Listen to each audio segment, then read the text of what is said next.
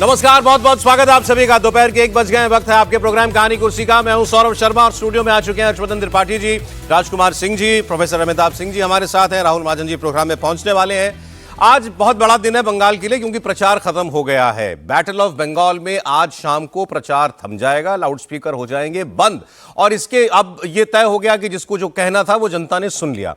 पहले फेज में जो वोटिंग हुई है उसी वोटिंग की उम्मीद दूसरे फेज से भी की जा रही है। अब सवाल यह कि आखिरी दिन टीएमसी से लेकर बीजेपी ने प्रचार में अपनी पूरी ताकत तो झोंकी, लेकिन क्या कहा? बीजेपी की तरफ से मैदान खुद संभाला हुआ है प्रधानमंत्री नरेंद्र मोदी ने। अभी उन्होंने एक सभा खत्म की है। अमित शाह रोड शो कर रहे हैं। योगी की काफी कैंपेन्स, रोड शोज आज लगे हुए हैं।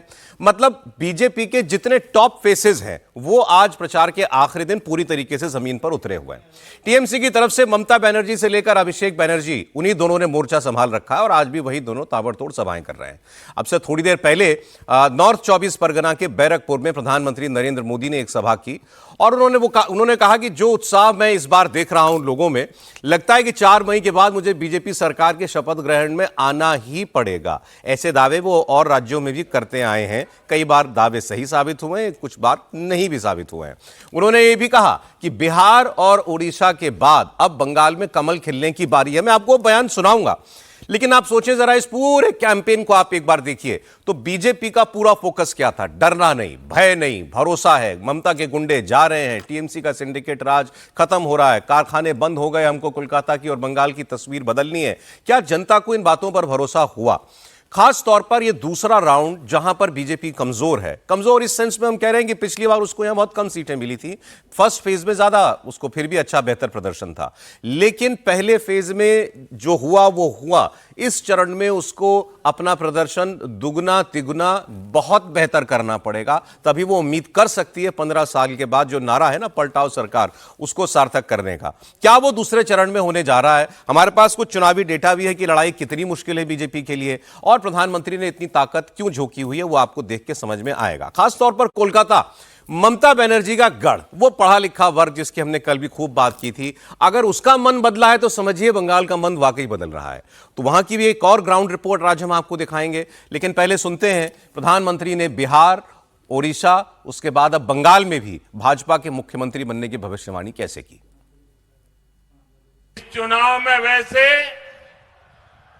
ये मेरी आखिरी सभा है और बंगाल में जहां जहां गया हूं, बंगाल के लोगों का जो मैंने मिजाज देखा है, मैं इस विश्वास के साथ वापस जा रहा हूं कि 4 मई के नतीजों के बाद बीजेपी के शपथ ग्रहण समारोह में मुझे आना ही है। 13 से प्रधानमंत्री बनने से पहले से इस बात को पूरे कमिटमेंट के साथ कह रहा हूं कि जब पूर्वी भारत आगे बढ़ेगा, पूर्व का उदय होगा, तो देश आगे बढ़ेगा। बीते समय में अंग यानी बिहार ने कमल खिलाया है, कलिंग यानी ओडिशा ने कमल खिलाया है, अब बंग यानी बंगाल की बारी है।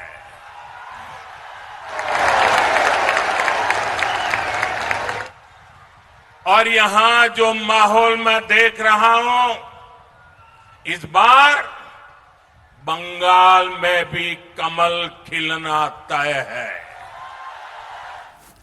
और आप देखिए जरा, आज आखिरी दिन है, एक पल भी गंवाना नहीं है किसी को भी। अभी आपके सामने लाइव बोल रहे थे जब ये प्रोग्राम शुरू हुआ, उससे पहले प्रधानमंत्री उतरे हैं मंच से, और अब ये जो आप तस्वीर देख रहे हैं ये भी लाइव तस्वीर है। मतलब मंच से उतरे, गाड़ी में बैठे और वो रोड शो शुरू हो गया। ये बैरकपुर का रोड शो इस वक्त आपकी स्क्रीन पर चल रहा है। मतलब आखिरी दिन, आखिरी घंटे, एक भी पल गंवाना नहीं। जनसंपर्क में जितना जनता के बीच जा सके वो उनको करना है, क्योंकि वो जानते हैं कि उनकी पार्टी का सारा बीड़ा उन्हीं के ऊपर है। अब जो उन्होंने कहा कि लगता है 4 मई के बाद शपथ के लिए आना ही पड़ेगा, उन्होंने कहा मैं इस भरोसे के साथ जा रहा हूं कि आप भाजपा की सरकार बनाने जा रहे हैं। क्या उस भरोसे के साथ हमारे मेहमान स्टूडियो में आए हैं आज? राहुल महाजन जी, बहुत बहुत स्वागत है आपका। त्रिपाठी जी बताइए, 4 मई के बाद प्रधानमंत्री जाएंगे शपथ में? किसकी? देखिए, प्रधानमंत्री, गृह मंत्री या कोई भी बड़ा नेता जब बोलता है तो उसके पास अपने सोर्सेज होते हैं, अपने रिसोर्सेज होते हैं, और बहुत बड़े रिसोर्स होते हैं। लेकिन पिछले कुछ समय से जिस तरह से चुनाव पलटा है और जिस तरह से ममता बनर्जी ने अपने ऊपर विश्वास खो दिया है, ये पहली बार हुआ है कि ममता बनर्जी जैसी नेता, उसने अपने ऊपर विश्वास खो दिया है। भारतीय जनता पार्टी के नेताओं का आत्मविश्वास बहुत तेजी से बढ़ता दिखा है। अपनी कॉन्स्टिट्यूएंसी में वो जिस तरह से फंसी हुई दिखी है, और चूंकि बार बार इसकी चर्चा हो रही, तो मैं ये जरूर कह दूं, क्योंकि उन 142 सीटों को कहा जा रहा है कि भाई ये तो एकदम से साफ वाली है, 17-18 सीटें भाजपा जीती थी, 18 शायद, तो वो क्या होगा। मेरा ये मानना है कि कम से कम 3 गुना जंप भारतीय जनता पार्टी दूसरे चरण के चुनाव में लेने जा रही। और ये एक मिनट इस्तेमाल कर लेना, उपयोग कर लेना, ये तो हम सब चाहते हैं, लेकिन उपयोग करें क्या अगर आदमी होबे न करे। मतलब आप जरा सोचिए कि आप गाड़ी से निकले मंच से और 4 आदमी है नहीं, तो इस धूप में कोई कितनी देर तक रहेगा, वो दिखाएगा ही नहीं, कहेगा कैमरा बंद करो, मोदी जी भी कहेंगे कैमरा बंद करो। अभी क्यों कैमरा चल रहा है? क्योंकि पूरे रास्ते पर, सड़क के किनारे, इमारत के ऊपर, खिड़की से झांकते हुए वो बंगाल के लोग खड़े हैं। और इसको यूं भी समझिए कि अगर इतनी बड़ी भीड़, जहां रैली रही होगी वो रैली, और उसके बाद इतना बड़ा वो जो रास्ता है, उस रास्ते पर भी वो भीड़ खड़ी हुई है, बैरिकेड लगे हुए हैं, तो इसका सीधा सा मतलब हुआ मोदी जी को वहां करंट बढ़िया वाला मिल रहा है। इसी आधार पर वो कह रहे हैं कि लौट के आएंगे, शपथ ग्रहण कराएंगे। लेकिन जाहिर है भाजपा का शपथ ग्रहण होगा। आपने कहा कि दूसरे चरण में 142 में भाजपा तिगुना कर देगी अपनी, बिल्कुल, 50-51 बिल्कुल, तब भी तो चाहिए 100 पहले फेज में, मिल जाएंगे उनको। पहले चरण में 100 आ रहा है। मुझे लगता है अब 150 में मुझे कोई कंफ्यूजन नहीं दिख रहा है। 150 के पार है भारतीय जनता। लिख दिया जाए। और अगर एग्जैक्ट लिखना चाहते हैं तो 154 का नंबर लिखिए। 154 हर्षवर्धन त्रिपाठी जी के नाम के आगे दर्ज हो गया है सर आज, ये आज की तारीख के साथ। और मैं आपको, क्योंकि ये सेकंड फेज है और मैं इसका भी आपको डेटा देने वाला हूं थोड़ी देर में कि क्यों इतना मुश्किल है, क्यों वो भी तिगुना ही पहुंचे हैं, 18 के भी 142 में भी 50 ही पहुंचे ना अब भी। तो क्यों है ये मुश्किल? उससे पहले आपको कोलकाता का जरा मिजाज दिखाते हैं। हमारे संवाददाता पवन नाराव लगातार कोलकाता में, वही नहीं, हमारे 4-5 रिपोर्टर इस वक्त कोलकाता में ही घूम रहे हैं, वहीं लोगों से वो बात कर रहे हैं। अब वो जाकर लोगों से वो पूछ रहे हैं कि मौजूदा सरकार बरकरार रखनी है या बदलनी है। एक ही सवाल हर किसी से कर रहे हैं वो। आप जवाब सुनिएगा कोलकाता के लोगों का। दादा, अब की बार सरकार बदल या बरकरार? बरकरार। बरकरार। दादा, सरकार बदल या बरकरार? बदलना चाहिए। बदलना चाहिए। बदलना चाहिए। पीछे से तेज आवाज। बदलना चाहिए। बदलना चाहिए। बदलाव होगा? बदलाव होगा। दादा, आपका क्या आकलन? सेम मतलब बदलना चाहिए। बदलना चाहिए। बदलना चाहिए। बदलना से वही चल रहा है, कुछ हो नहीं रहा। हाँ। सरकार तो चेंज होना जरूरी है ना। बरकरारी की बदलाव? बदलाव हो सकता है। हो सकता है। दादा, आखिरी दिन चुनाव प्रचार का, सबकी बातें सुन ली, अब क्या? चेंज तो होगा ही। सरकार बदलाव है कि बरकरार है? ना जे सरकार अच्छी वही सरकार ही पक्के हमरा। अच्छा, जो आई है वो ही बढ़िया है। सरकार बरकरार की बदलाव? बदलना पड़ेगा। बदलना पड़ेगा। बदलाव की बरकरार? सिर्फ एक ही सवाल है आज, फाइनल डे। नहीं, बदला नहीं चाहिए। बदला नहीं चाहिए जी नहीं। सरकार बदल की बरकरार? वो तो है हैं? एकदम। एकदम क्या? चेंज होना ही है। होना ही है। हाँ। सरकार बदल या बरकरार? बरकरार रहेगी। बदल सकता है। सरकार बदल है कि बरकरार है? देखिए, बदल के हिसाब से ही वोट देंगे, क्योंकि यहाँ पे बेरोजगारी है, यहाँ पे उन्नयन नहीं है। बरकरारी की बदलाव? बरकरार रहना ठीक है। बरकरार रहना चाहिए। सर, बदलेगा। बदलेगा। बहुत लोगों की बातें सुन ली, बरकरार की बदलाव। हमारा आज का सवाल सिर्फ सीधा है, बदलाव होना चाहिए। बदलाव होना चाहिए। बदलाव होना चाहिए। सरकार बदल की बदलाव? एक सवाल सिर्फ। बदलाव चाहिए। बदलाव। बदलाव चाहिए। बदल या बदलाव? बदलाव। बदल या बदलाव? बदलाव। बदलाव। बदल या बदलाव? बदलाव। बदलाव। बदलाव। बदलाव। बदलाव।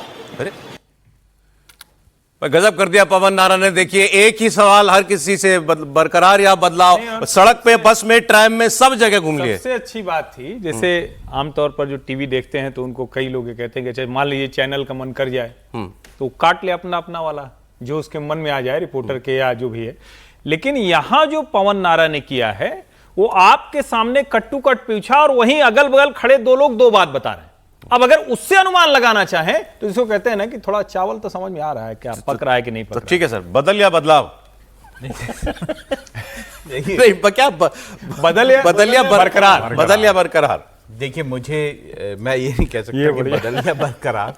मैं ये जरूर कहूंगा कि देखिए, तस्वीर थोड़ी सी बदली तो है ही पिछले कुछ समय में। अगर आप लास्ट इलेक्शन भी देखें तो अगर उसके हिसाब से भी देखें तो लोकसभा इलेक्शन में खास तौर से जो ग्रेटर कोलकाता या कोलकाता का इलाका ही है, उसमें जो म्यूनसिपल कॉर्पोरेशन है, 47 म्यूनसिपल कॉर्पोरेशन ऐसे थे जिसमें बीजेपी जो है उसने जो है बढ़त हासिल की। तो बदल कहीं ना कहीं ऐसा तो है ही कि बीजेपी ने इनरोड्स बनाया, और ये ऐसा है जिसमें ग्रेटर कोलकाता के इलाके, 24 परगना के इलाके, अगर उसमें बीजेपी अच्छा करती है तो बदलाव हो। राहुल जी, आज सेफ मत खेलिए प्लीज, आज सेफ नहीं। अगर हर्षवर्धन, आप बताइए आपको क्या लग रहा है? हर्षवर्धन जी सारी कैलकुलेशन के बाद 154 बोल रहे हैं। हाँ, तो मैं क्या बोलूं कि अच्छा नहीं, तो आप बताइए ना, आपको लग रहा है? भाई मैंने तो खुद कहा, ये कह रहे हैं बड़ी एम्फेटिकली कि सरकार बनेगी भाजपा की। 154 पहुंचे, 148 तो मिनिमम चाहिए ना, तो 6 ही ऊपर जगह है ये भी। बिल्कुल, आप बताइए। वो पूरी कैलकुलेशन के बाद 6 ऊपर लेके जा पाए हैं। हाँ। तो ऐसा तो बिल्कुल साफ साफ नहीं दिखाई देता। बीजेपी का आना मुश्किल लग रहा है आपको? नहीं, ऐसा कुछ नहीं है। मुझे ये लगता है कि टफ लड़ाई है, देखना पड़ेगा क्या हो।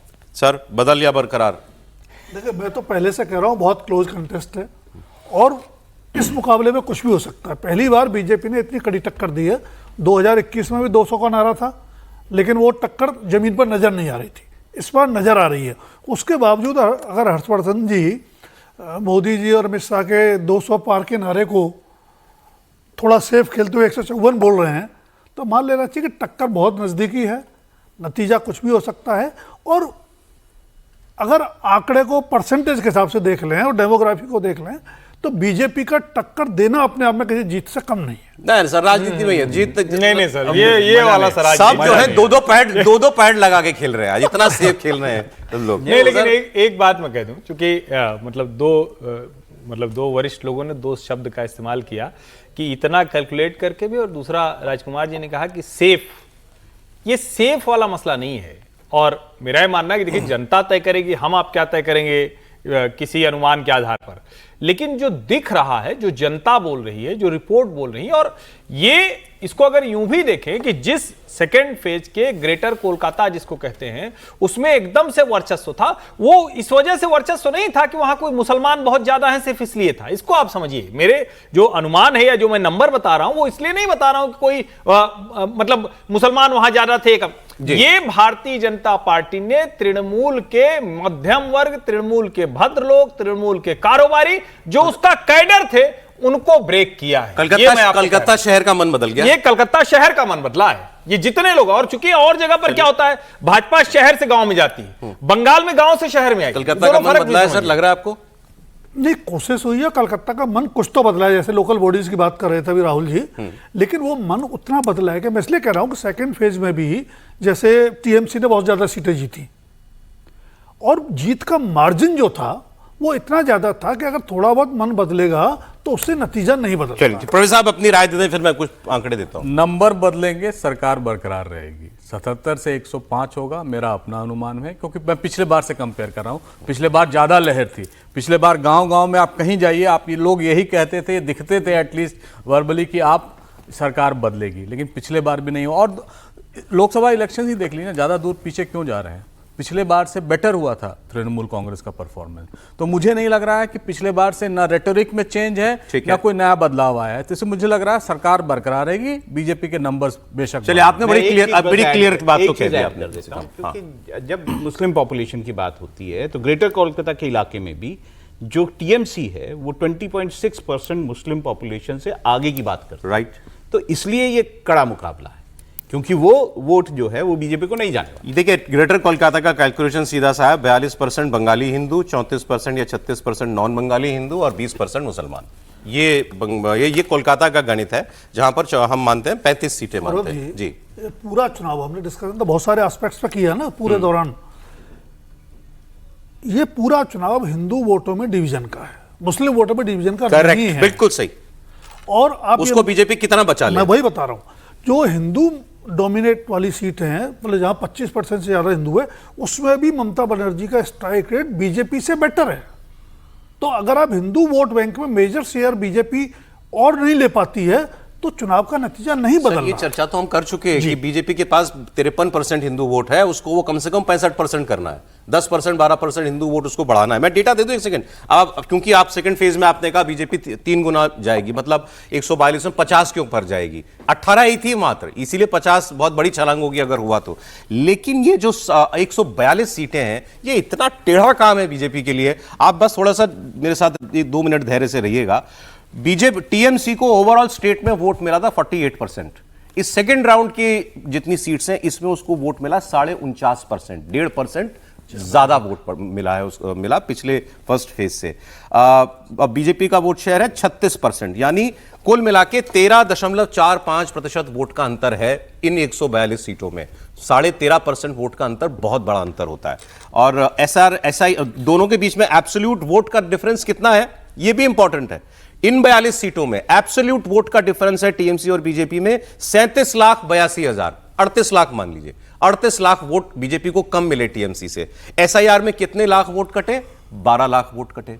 तो एसआईआर कटने के बाद भी मार्जिन जो है टीएमसी के पास बहुत मार्जिन है। अगर ये भी मान लें कि सारे वोट एसआईआर में टीएमसी के ही कटे थे, तब भी वो 38 लाख में से -12 आप कर लीजिए तो 26 लाख वोट का मार्जिन उसके पास अभी भी है। लेकिन अब अगर आप जो दूसरी जो 34 सीटों हैं, 35 सीटों वाला अगर उसकी बात करेंगे, कलकत्ता शहर का मन जो हम लोग कह रहे हैं, यहां आप जानते हैं कितना वोट डिफरेंस है बीजेपी और टीएमसी में इन 35 सीटों में? Any guess sir? 22% का अंतर है। 22% के मार्जिन से जीती है टीएमसी ये 35 सीटें। और अगर इनके अलावा बाकी 107 सीटों की बात बताऊं तो वो लगभग 11.25% के मार्जिन से जीती हुई है।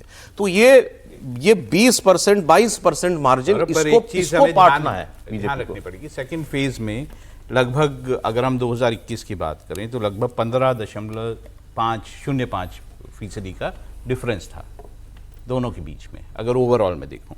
एसआईआर में लगभग 12.7% वोट कटे हैं जी। तो हमें ये सब चीजें भी ध्यान रखनी पड़ेगी कि इसका इफेक्ट क्या होगा। मैं तो कह रहा हूं एसआईआर कटने के बाद भी, सेकंड फेज में एसआईआर के बाद भी अगर मान लेंगे सारा ममता का वोट कटा है तो भी ममता इज फार अहेड। नहीं, पर 15% और 12% बहुत क्लोज आ जाता है।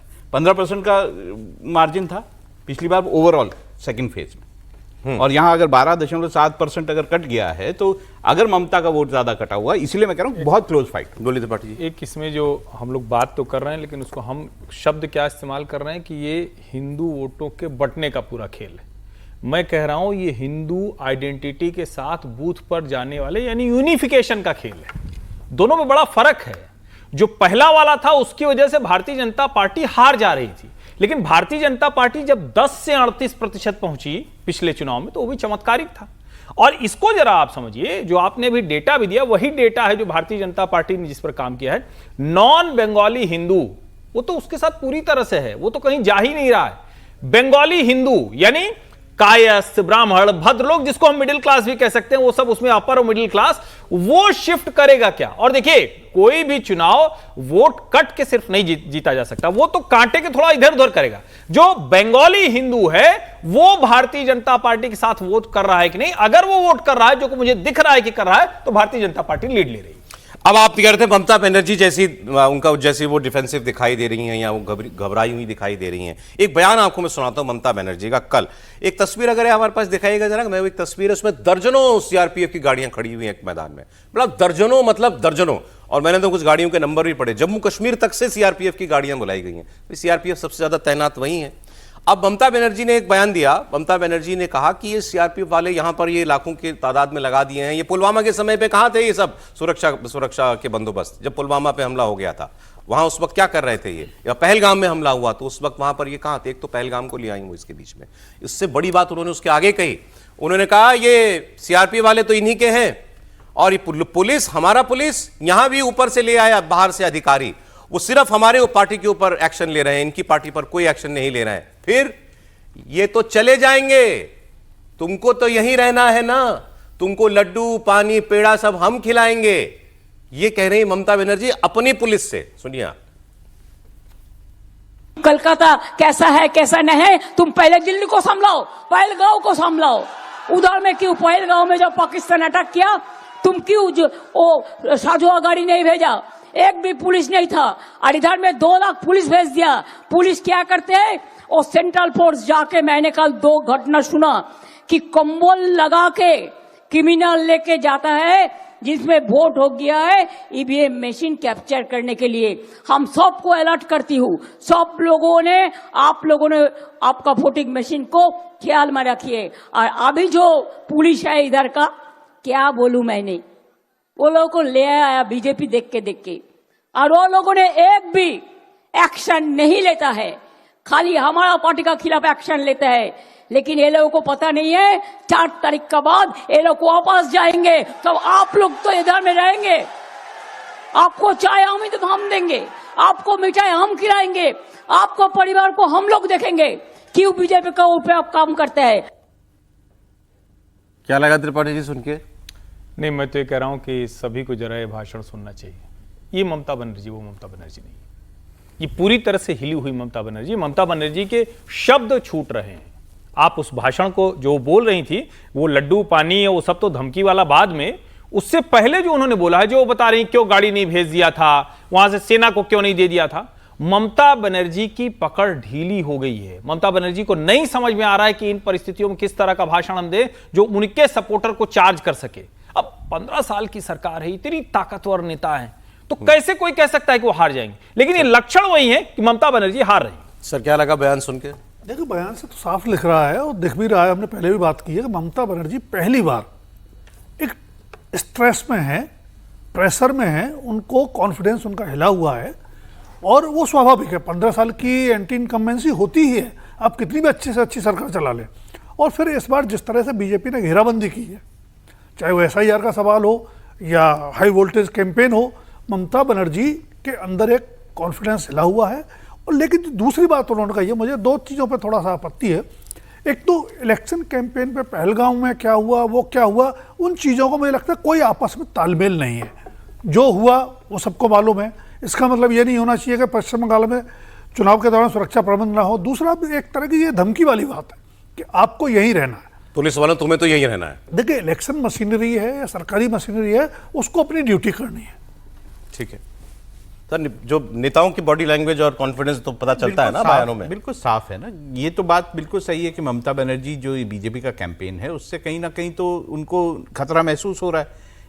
जहां तक सेंट्रल फोर्सेस की सवाल है, वो तो नेचुरली बंगाल में ये हिस्ट्री रही है कि इलेक्शंस में हिंसा होती है, तो सेंट्रल फोर्सेस लगी हैं। उसमें अच्छी बात भी है कि सेंट्रल फोर्सेस उस हिंसा को नहीं होने देंगी। पर देखिए, उनकी कुछ शिकायतें भी अच्छी ठीक हैं, मतलब कह सकते हैं कि अगर नितिन नवीन जो हैं वो CRPF की बुलेट प्रूफ गाड़ी में घूमेंगे तो फिर तो थोड़ी बहुत शिकायत तो बनती है। ठीक है प्रोफेसर साहब, देखिए, वो साफ साफ कह रहे हैं कि ये इलेक्शन बंगाल का इलेक्शन है, जहां बंगाल के आम तौर पे लोकल एनफोर्समेंट वहां इम्पोज करते थे लोग। यहां पर इस समय बाहर से फोर्सेस को लाया गया और नंबर्स भी बढ़ाए गए। वो ये कह रहे हैं कि वो फियर इंस्टिल कर रहे हैं जो नॉन TMC वोटर्स हैं, उनमें उनकी पॉलिटिकल सच्चाई होगी। मुझे नहीं लगता उतनी वास्तविक सच्चाई है, लेकिन जिस तरह के वहां मेजर्स किए जा रहे हैं, जो एडमिनिस्ट्रेटिव, SIR, इलेक्शन कमीशन का ट्विटर, वो सारे आप देखेंगे तो कुल मिला के वो इस बात को इंगित कर रही हैं कि जो सेंटर का एडमिनिस्ट्रेशन है या प्रशासन है या सरकार है, वो इस बात पे बेंट अपॉन है किसी तरह तृणमूल कांग्रेस पावर में नहीं आए। जो मैच हार रहा ये आमतौर पे माना जाता है कि जो मैच हार रहा होता है वही अंपायर पे उंगली उठाता है। कई बार क्या होता है ना, शरद यादव का आपको याद होगा, हर्षवर्धन जी को खासकर याद होगा, शरद यादव लालू यादव के खिलाफ इलेक्शन लड़े थे मधेपुरा में और बहुत हंगामा हुआ था, बहुत हिंसा हुई थी और लग रहा था शरद यादव हार जाएंगे। जब वोट डिक्लेयर होने का था रिजल्ट, तो वो धरने पर बैठ गए थे। रिजल्ट आया, शरद यादव जीत गए, लालू यादव हार गए। तो ये तो राजनीति में चलती रहती है। तो ये एक तरह से थ्रेट इस सेंस में भी वो सेंट्रल गवर्नमेंट को दिखा रहे हैं कि आपका जो एनफोर्समेंट मैकेनिज्म है वो सिर्फ हमें नहीं हेल्प कर रहा है, बीजेपी को हेल्प कर रहा है, जो उनका ऑब्वियस नैरेटिव रहा है शुरू से ही।